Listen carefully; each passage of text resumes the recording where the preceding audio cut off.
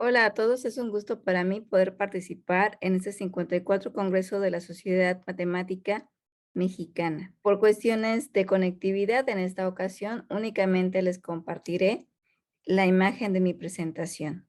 Mi nombre es Marta Lisbeth Shade Sandoval Miranda, de la Universidad Autónoma Metropolitana Unidad Ixtapalapa. En esta ocasión, para la sesión de álgebra, hablaremos sobre uniones e intersecciones en categorías, un tema surgido de uno de los seminarios de álgebra que tenemos en la Universidad Autónoma Metropolitana de la Unidad de Iztapalapa, en el Departamento de Matemáticas. Este trabajo es en colaboración con Valente Santiago Vargas de la Facultad de Ciencias de la UNAM. Comenzamos con un poco de motivación y para esto vamos a remontarnos a la teoría de conjuntos. Dado un conjunto A y una familia de subconjuntos de A, recordemos que de nuestros cursos básicos de matemáticas tenemos definidas la unión e intersección en teoría de conjuntos. Y recordemos que están dados de esta forma. Y entonces se puede hacer la pregunta, ¿hay alguna forma de definir la unión e intersección sin recurrir a elementos de tal manera que ésta se pueda generalizar a otras categorías?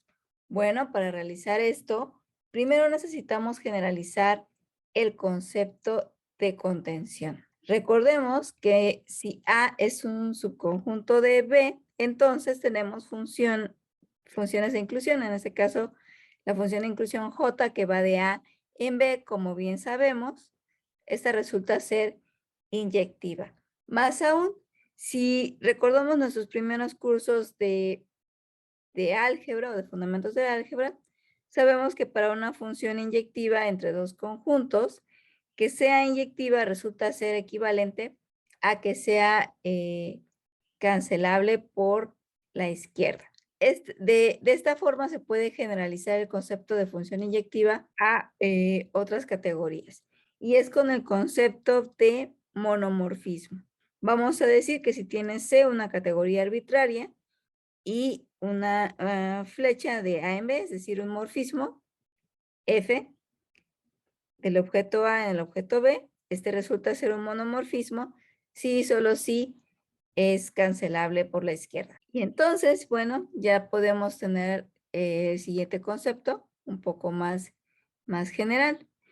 Si tú tienes C una categoría y X un objeto en tu categoría, podemos definir la categoría de los monomorfismos, denotada como MX, como sigue. ¿Cuáles van a ser los objetos? Los vamos a anotar con pares. Van a estar dados de esta forma. Van a ser monomorfismos que van a ir de X' en X. Es decir, los objetos de esta categoría son los monomorfismos que llegan a X. Y entonces, bueno, tenemos el objeto X' en C y U sub X' en X que me está denotando a esta flecha. Y bueno, entonces, dados estos dos cualesquiera objetos en esta nueva categoría, ¿cómo van a estar dados los morfismos? Bueno, van a ser lo siguiente. Vas a tomar un morfismo alfa que va de X' en X' de tal manera que al componer alfa seguida de UX', esto resulta ser igual a UX', X. Es decir, este diagrama conmuta. Y bueno, ya que tenemos esto, podemos definir una relación de equivalencia en los objetos de la categoría MX. Con esto, para cada objeto en la categoría MX, vamos a considerar su clase de equivalencia y simplemente lo denotamos de esta forma. ¿Ok? Ahora entra en juego una nueva definición. La definición de localmente pequeña o bien potenciada. Vamos a decir que una categoría C es localmente pequeña o bien potenciada en el caso de que ocurra lo siguiente. Para cada objeto X en C, la clase de las clases de equivalencia sub X resulta ser un conjunto.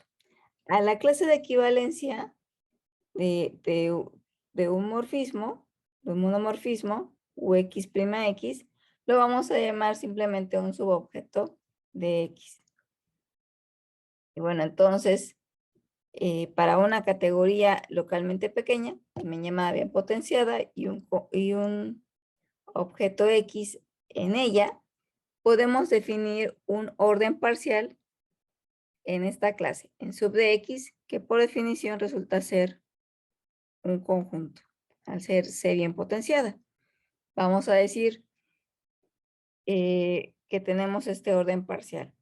Así podemos relajar un poco la notación y cuando nos refiramos a subobjetos de X, los escribiremos solo como monomorfismos, teniendo en cuenta que con esto nos referimos a la clase de equivalencia. Por ejemplo, dado U que va de X' en X, diremos que es monomorfismo, que este monomorfismo es un subobjeto, en lugar de escribir completamente la clase de equivalencia X', U. Y bueno, ahora tenemos esta definición, que viene siendo la primera definición de unión en términos de supremos, que podemos encontrar en el Handbook of Categories de Borsó. Y nos dice lo siguiente: si tú tienes una categoría localmente pequeña y tomas una familia de subobjetos de A, vamos a decir que un subobjeto mu que va de A' en A es la unión de esta familia si se cumplen las siguientes condiciones. Para cada mu i de la familia, ocurre que mu i es menor o igual que mu, donde este es justamente el orden que acabamos de definir. Y la segunda condición te dice lo siguiente: si tú tomas cualquier otro subobjeto, eta, de A' en A, tal que para cada mu i resulte que mu i es menor o igual que eta, con el orden parcial indicado previamente, entonces debe ocurrir que mu sea menor o igual que eta, lo que se traduce en el hecho de que este diagrama conmute. De manera análoga tenemos el concepto de intersección en categorías desde el punto de vista de Borsó, y si ustedes observan, tiene que ver con ínfimos, en el siguiente sentido. Si tomo C una categoría localmente pequeña, o también llamada bien potenciada, y a un subobjeto de C, vamos a tener lo siguiente.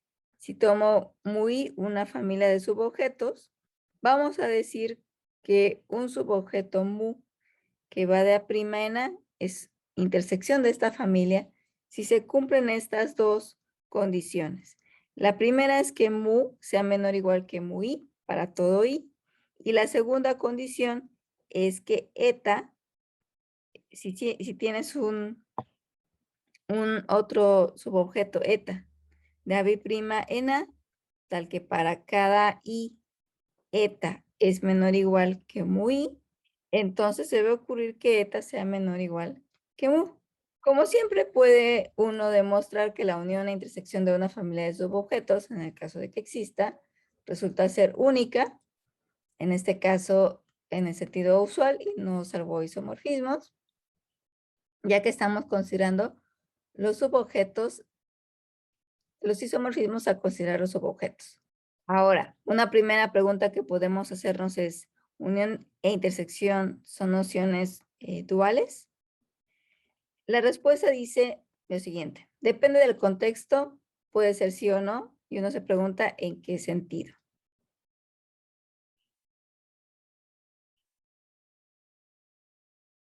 Bueno, primero, si recordamos que cualquier conjunto parcialmente ordenado se puede ver como una categoría, entonces tenemos que sub de A resulta ser una categoría con el orden definido anteriormente. Y por otro lado, sabemos que en una categoría se pueden ver las uniones e intersecciones con las definiciones que vimos previamente. Podemos ver que estas dos definiciones que acabamos de ver corresponden con límites y límites dentro de la categoría sub de A. Eso lo que nos dice es que dentro de sub de A, esta sí resultan ser conceptos duales, la unión y la intersección. Por otro lado, ¿por qué decimos el no? Dado que la noción dual de monomorfismo es epimorfismo en una categoría C, pues se tiene que la noción dual de subobjeto es la de objeto cociente. Así, también podemos notar que la noción dual de intersección en C es lo que se conoce como cointersección. Finalmente, pues tenemos aquí va a entrar en juego también este libro de categorías que conocemos muchos, Theory of Categories de Barry Mitchell, que también tiene dos definiciones de unión e intersección en términos categóricos. Y entonces surgen dos definiciones de intersección y sus posibles comparaciones, así como dos definiciones de unión y sus posibles comparaciones. Bueno, en el caso de la definición de Barry Mitchell para la unión, se necesita un concepto que se dice el concepto de ser llevado, que a grandes rasgos nos dice lo siguiente. Si tú tienes un morfismo F que va de A en B y consideras mu un subobjeto de A' en A y B' en B un subobjeto dado por U, vamos a decir que mu es llevado vía F a U en el caso de que exista una flecha F', tal que este diagrama conmute. Si bien no es un concepto que resulte ser muy fácil, podemos notar que viene dado de otros contextos. Quienes estudian, por ejemplo, radicales, bueno, pueden ahí encontrar este ejemplo. Y en particular, si pensamos en la categoría de conjuntos y suponemos que mu y u son inclusiones de conjuntos, entonces resulta que el concepto de ser llevado se traduce en que la función f, en este contexto, pues se restringe bien a una función f'. Con estas condiciones, uno puede ver la definición de unión según Barry Mitchell.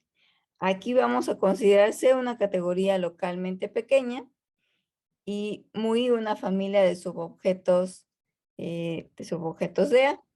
Vamos a decir que un morfismo, un subobjeto, mu que va de A' en A, es la unión de esta familia si se cumplen dos condiciones. La primera, que cada mu i sea menor o igual que mu. Si notamos, esto coincide con la definición del Borzó, pero en la segunda parte cambia. Se puede demostrar que si existe la unión, este es único salvo isomorfismos. Y bueno, el objeto también lo podemos denotar de la forma que lo veníamos indicando. ¿Qué podemos notar? Podemos notar que en una categoría de conjuntos, pues el morfismo F' es lo que denotamos como la unión. Y bueno, si somos más cautelosos, podemos notar algunas condiciones en términos de coproductos. Ahora bien, ya que hemos considerado las dos definiciones, lo que podemos notar primero es lo siguiente. La definición de unión de Barry Mitchell implica la definición de supremos que podemos encontrar en el libro de Borzó. Es algo que se puede demostrar. Y entonces uno se puede preguntar lo siguiente. La definición de unión en el sentido de supremo dada por Borzó, en el libro de Borzó, implica la definición de unión en el sentido de Mitchell. Bueno, para contestar esto necesitamos un poco más de estructura en la categoría. Aquí van a entrar en juego otros conceptos que por el límite del tiempo en la plática no puedo ampliarlo, pero van a entrar en juego el concepto de imagen inversa, la idea categórica, y algunos resultados que vamos a ver. Aquí tenemos un ejemplo. Y bueno, lo que se puede demostrar es lo siguiente. Si tú tienes que C es una categoría localmente pequeña con imágenes inversas, entonces se puede demostrar que la definición de supremo dada por Borsó implica la de unión en el sentido de Barry-Mitchell. En consecuencia, podemos tener que en una categoría bien potenciada, con imágenes inversas, entonces la definición de unión, dada a través de supremos, y la de Mitchell, resultan ser equivalentes. De manera dual se puede probar que las dos definiciones que podemos encontrarnos en estos dos libros de intersección, bajo ciertas condiciones, van a resultar ser equivalentes.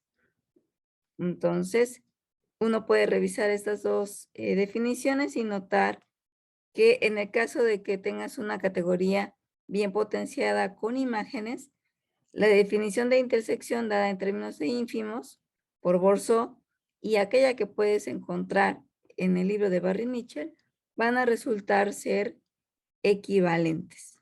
Entonces, con eso yo concluiría esta breve aportación. Y para quienes deseen conocer más el tema o esas dos equivalencias, pueden enviarme un email o bien les puedo indicar el texto que les permite comparar esas dos definiciones. Muchas gracias.